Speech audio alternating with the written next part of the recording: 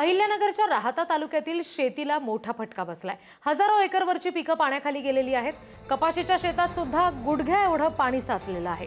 हे दृश्य आपण बघतोय। अत्यंत विदारक स्थिती पिकांची झालेली आहे। अहिल्यानगरमध्ये कपाशीच्या शेतात गुडघ्या एवढं पाणी साचलंय। आमचे प्रतिनिधी या संदर्भात आणखी तपशील देतील, बघूया। गेल्या काही दिवसापासून सातत्याने जो पाऊस कोसळतोय त्यामुळे काढणीला आलेले जे सोयाबीन आहे ते अनेक शेतकऱ्यांनी सोयाबीन काढून सोंगून आपल्या घरात नेलं। मात्र अनेक शेतकरी असे आहेत की ज्यांचं सोयाबीन अद्यापही शेतात होतं। पूर्णपणे तयार झालेलं जे सोयाबीन होतं ते सोयाबीन मात्र काल रात्री झालेल्या मुसळधार पावसामुळे अक्षरशः पाण्यात बुडलेलं आहे।